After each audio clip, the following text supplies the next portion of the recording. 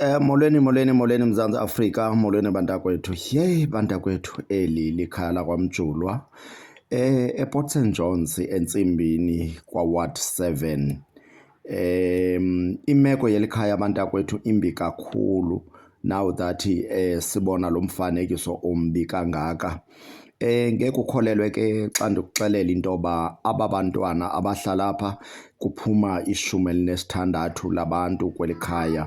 Eli khaya liseNtsimbini kwindawo yaselokhweni, ikhaya lakwaMjulwa, oocirha, oonojaholo.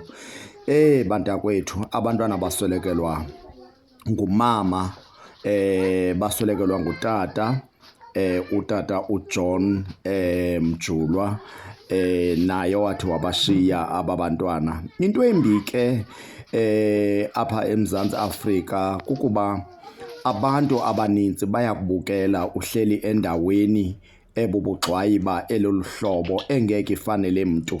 Kodwa ke ngenxa yento yoba siphila kweli lizwe, jonga uRontauli uba unjani, imvula ezinetha aba bantwana bakwaMjulwa eNtsimbini.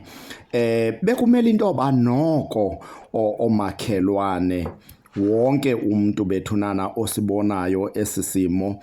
Ndiyothuka ukubona isimo esinje kwindawo yaseNtsimbini. Singaqali ke ukusoloko sinceda Solomanyano Initiative, sinceda amakhaya. Kodwa lena into esiyibonayo ngale ntseni kungoMgqibelo ezintsukwini, ideyithi ithi 2021.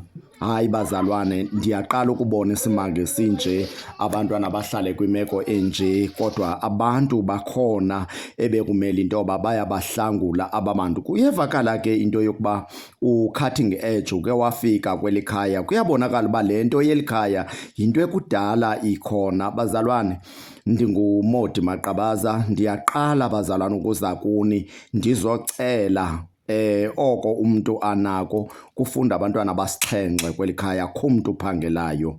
Bazalwane, ithiwani into enjengale, sicela inkxaso. Sibulele ke naku-Asimkhonto, intatheli yethu ethe ke yabe isithathela le mifanekiso. Bantakwethu, ndiphinda ndisitsho into yokuba ucuntsu akafani noba kungabikho nto. Bantakwethu, imeko yaba bantwana abahlala endaweni enje sesibanqwenelela neeyunifomu. Xa kungase kwenzeke abe khona umntu othi uyasinceda ukukhawulelana nale family, OR Tambo Regional Office, bantakwethu, Masipala wasePort St Johns, siyalucela uncedo ngakwaba bantwana. Imbi imeko esikuyo yaba bantu.